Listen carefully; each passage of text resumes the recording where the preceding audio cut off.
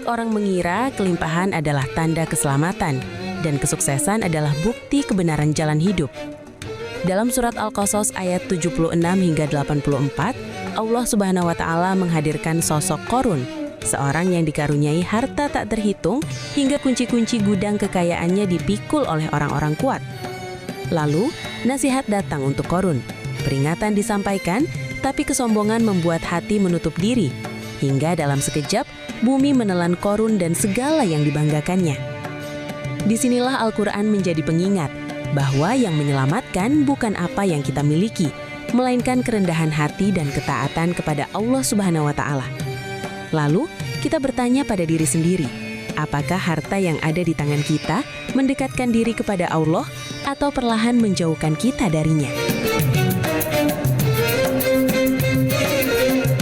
Astaghfirullah Rabbal baraya, astaghfirullah minal khataya, astaghfirullah Rabbal baraya, astaghfirullah minal khataya. Sallu ala Nabi Muhammad. Assalamualaikum warahmatullahi wabarakatuh.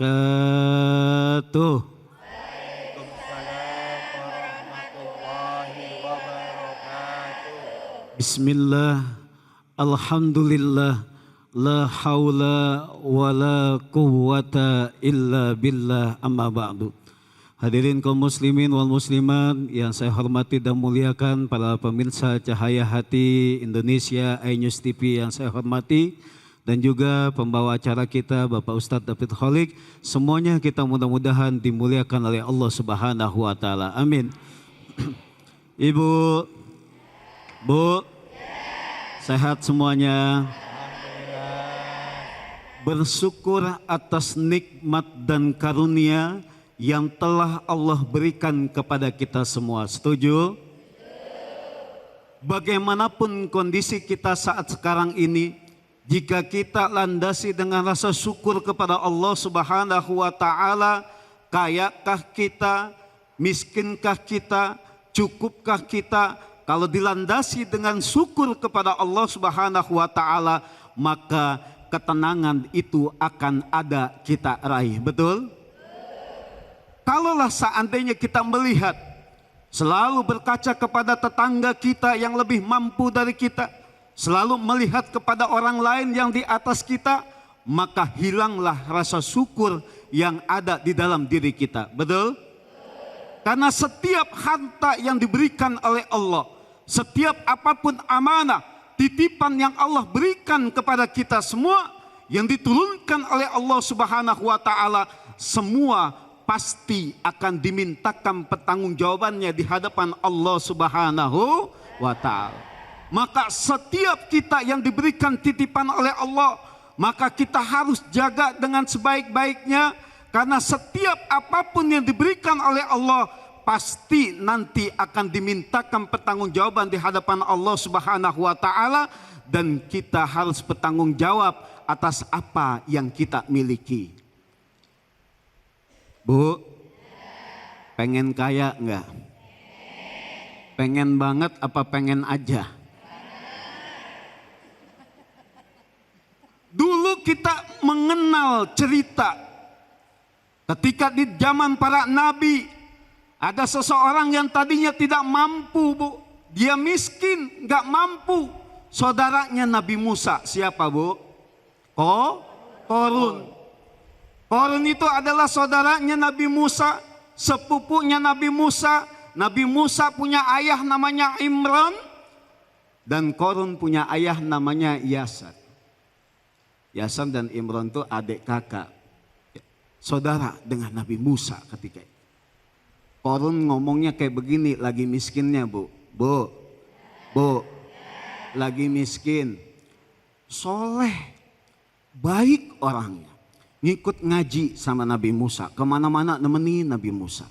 Suatu saat dia bercerita, wahai anak pamanku, tolong doakan diriku agar supaya menjadi orang kaya. Nanti kalau seandainya saya kaya, kemanapun kan enak.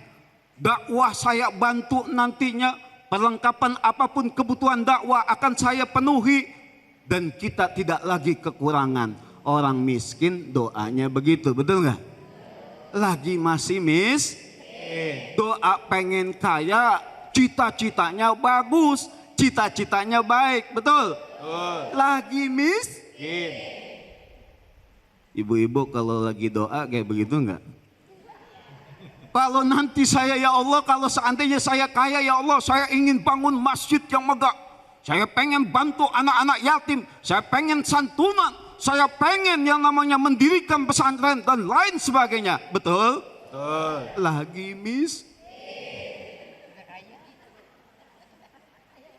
Dan ketika itu Nabi Musa, karena kasihan melihat keluarganya, Qarun ini selalu meminta didoakan untuk menjadi orang kaya. Akhirnya didoakan oleh Nabi Musa. Ketika itu, ya Allah, berikanlah kekayaan kepada Qarun. Dan ketika itu juga Qarun, Nabi Musa diberikan ilham oleh Allah, diberikan mukjizat oleh Allah, bisa berkomunikasi dengan Allah. Turunlah ketika itu ilmu yang disampaikan kepada Qarun ketika itu, ilmu kimia, Bu. Luar biasa ilmunya. Disampaikan, diajarkan kepada Qarun. Qarun ketika itu mengambil ilmunya, ilmu kimia itu. Bata dari tembaga dia beli, kemudian diracik sama dia hingga menjadikan batu tembaga itu menjadi emas. Sungguh luar biasa ketika itu. Akhirnya dengan emas yang begitu sangat banyak timbullah kesombongan. Maka di dalam surat Al-Qasas ayat 76 Allah Subhanahu wa taala berfirman, saya bacakan, Bismillahirrahmanirrahim. Inna Qaruna kana min qaumi Musa fabago alaihim. Sesungguhnya Qarun itu adalah keluarga dari Nabi Musa, fabago alaihim. Nah, inilah hebatnya bahasa Arab, Bu. Ada kata bago di sana. Bago itu menunjukkan kesombongan dengan harta. Ada bago, ada togo. Togo itu menunjukkan kesombongan akan pangkat dan jabatannya. Maka ketika itu Nabi Musa diutus oleh Allah untuk datang kepada Fir'aun, ketika itu bahasanya apa? Idhab ila Fir'auna innahu togo. Nah, jadi kalau togo sombong dalam pangkat dan kedudukannya, tapi kalau bago di sini adalah sombong dengan harta yang ia miliki. Bagaimana tidak sombong, Ibu? Kunci berangkasnya saja, kunci lemarinya saja, saking banyaknya itu emasnya si Qarun itu, Bu, nggak bisa dipikul oleh orang yang terkuat ketika zaman itu. Tuh kuncinya doang, Bu. Kuncinya doang. Bu, kuncinya doang. Ada yang punya berangkas di sini? Nggak ada.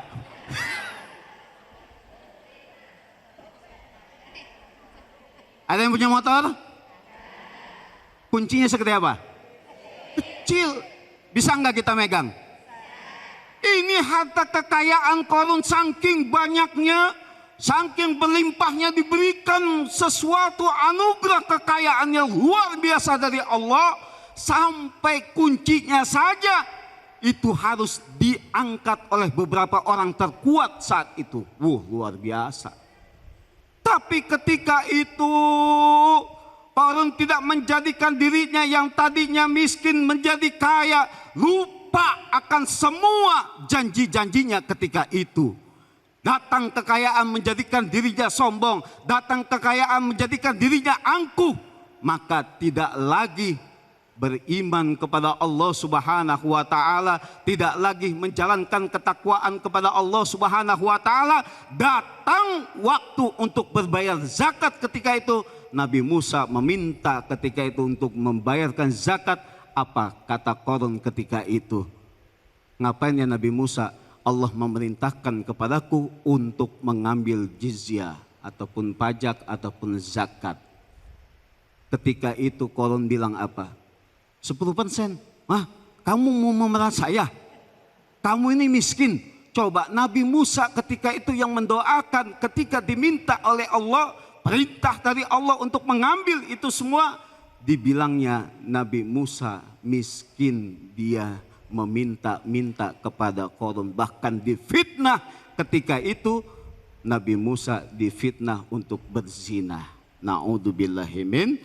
Dan pada akhirnya Nabi Musa ketika itu berdoa sama Allah, ya Allah, jika itu benar fitnah itu ya Allah, maka hukumlah aku ya Allah. Tapi tidak benar fitnah itu ya Allah, maka hukumlah Qarun tersebut. Hingga pada akhirnya dengan kesombongan yang dimiliki oleh Qarun itu ditenggelamkan oleh Allah Subhanahu wa taala. Udah sampai ke betis, diminta oleh Nabi Musa, wahai keluargaku, saudaraku, taubatlah kamu. Tidak sampai tenggelamlah hartanya semuanya, ditenggelamkan oleh Allah Subhanahu wa taala. Enggak boleh sombong.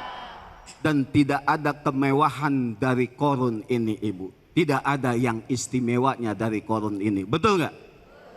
Kaya, punya banyak harta. Ada enggak yang kira-kira pengen dipanggil Qarun? Siapa di sini yang paling kaya? Saya Ustadz. Oh, Ibu Qarun. Wah, yang ada ditempeleng gitu, enak aja lu ya.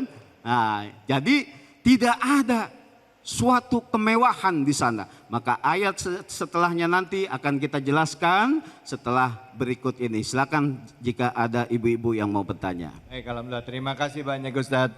Assalamualaikum warahmatullahi wabarakatuh.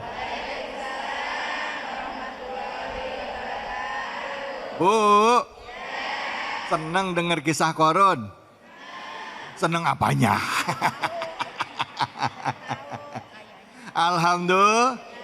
Alhamdulillahirrabbilalamin. Kita kembali lagi silaturahim dalam program kesayangan kita, Cahaya Hati Indonesia. Hari ini kita akan belajar dari kisah Qarun. Kenapa? Karena nggak sedikit di antara kita, Bu,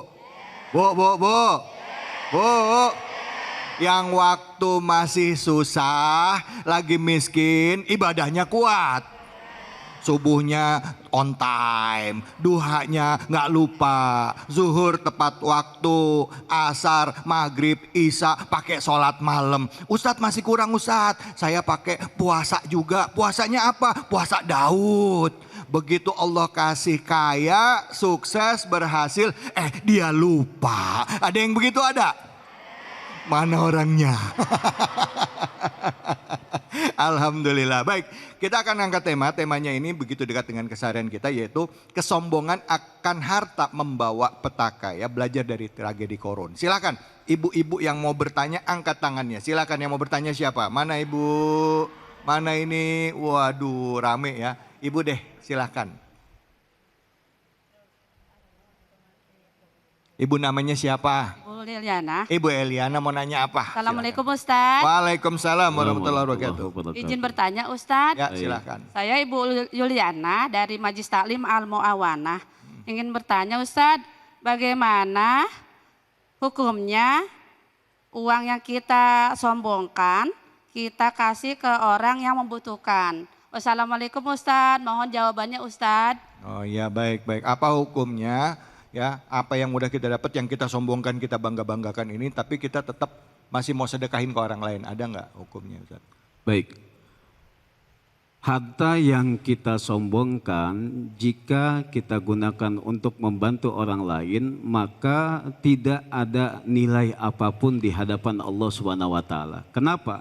Karena sifat sombong itu adalah amat sangat dibenci oleh Allah Subhanahu wa taala. Jadi alangkah meruginya seseorang jika dia memberikan sesuatu harta dari Allah Subhanahu wa taala, nikmat dari Allah dibagikan kepada seseorang yang membutuhkan tapi punya rasa sombong di dalam memberikannya, maka tertolak di sana, sia-sia. Maka hukumnya tidak ada nilainya di sana. Sayang sekali. Maka ada etika. ada adab kita dalam memberi. Maka di dalam Al-Quran diterangkan bahwasanya ketika kita memberi sesuatu tidak boleh sombong, memberi sesuatu jangan sampai menyakiti orang yang diberi. Bu, saya tanya sama ibu. Ibu lebih enak dikasih uang 1 juta dengan rasa hormat.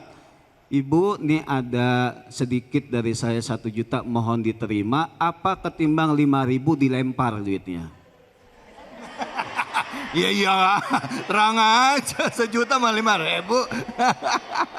Mana bu? 1 juta. 1 juta. Lebih enak kita menerima uang yang besar diberikan dengan cara yang baik ketimbang uangnya sudah sedikit, caranya kasar. Betul? Ngasih goceng dilempar. Ya Allah. Noh, ambil noh. Nah, iya, ambil noh, ya kan? Nah, ketika kita memberikan dengan cara yang tidak baik, maka hasilnya pun tidak baik, Ibu.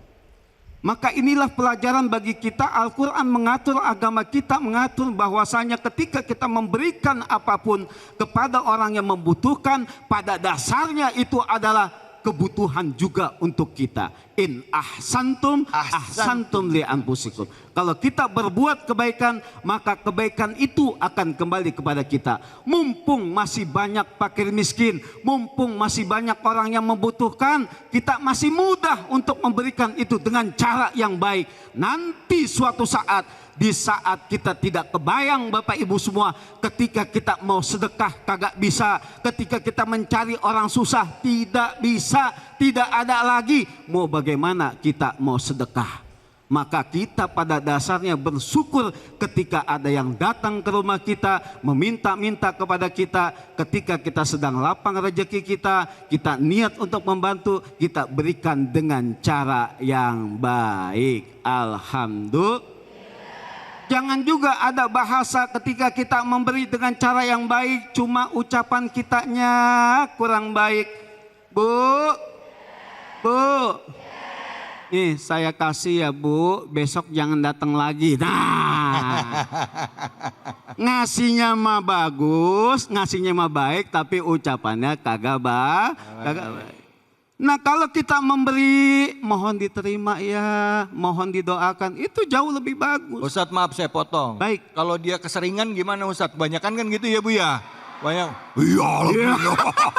Ini pengalaman pribadi. Baru Jangan bukan keseringan ngasih, keseringan minta ya. Iya, benar, kalau keseringan gimana Ustadz? Minta mulu. Nah terus kita ngeluarin ucapan kayak begitu Ustadz. Lo minta mulu katanya gitu. Boleh nggak? Ya, jadi kita bisa melihat Ibu. Ketika kita bantu adalah seseorang yang betul-betul dia sangat sulit.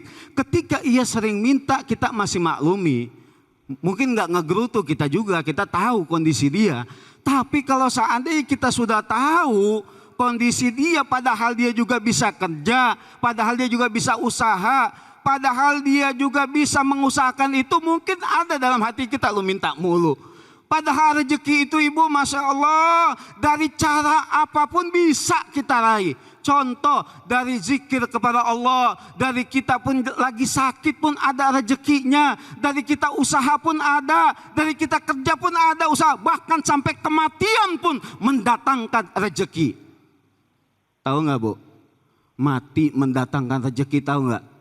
Ada suatu saat ketika itu Ibu, pesawat kejadian tragedi, meninggal seluruh penumpang semua. Ketika itu ada satu orang ibu yang sedang hamil ketika itu. Baru nikah hamil 4 bulan. Dia nangis ketika itu. Ya Allah, ini bagaimana? Saya baru nikah 4 bulan ini ya Allah. Anak saya dalam kandungan siapa nanti yang akan biayai? Ternyata bulan depan datanglah dari asuransi, bulan depan datanglah dari maskapai, bulan depan datanglah dari perwakilan pemerintah. Ketika dibuka itu semua ada duit 2 miliar. Berhenti itu ibu-ibu nangisnya.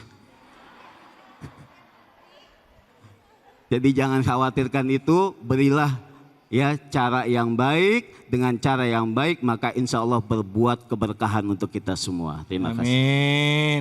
Bu. Ntar mikirnya, gue naik pesawat aja dah biar dapat 2 miliar. Jangan gitu mikirnya. Dia doanya, ya Allah kasih saya jodoh lagi, entah mati lagi jadi 4 miliar. Iya jangan gitu. Ini mama suka salah nih. Ini maksudnya ada kasus-kasus yang mungkin di balik musibah itu ada hikmah di baliknya ya Bu ya. Betul. Ya Bu ya, nggak melulu begitu. Ada hikmahnya. Allah pasti kasih pertolongan dari tempat nggak duga-duga. Saya mau tadi mempertajam yang Ustadz sampaikan tadi. Maksudnya sombong itu adalah dia meniadakan Allah. Ya Allahnya nggak ada. Dia kerja ngerasa usaha dia. Ngasih juga dia ngerasa dia yang ngasih. Padahal itu atas izin Allah, itu maksudnya sombong. Jadi dia nggak ikhlas. Nanti kita bahas lebih dalam lagi ya, maksud dari keikhlasan dan kesombongan. Karena ini memang 2 kata yang sering kita dengar ya. Tapi juga sombong ini meniadakan Allah. Sombong adalah meniadakan Allah dalam setiap usahanya. Yang ada aku, hanya aku, karena aku, dan oleh aku. Jangan kemana-mana, tetap di sini. Di Cahaya Hati Indonesia.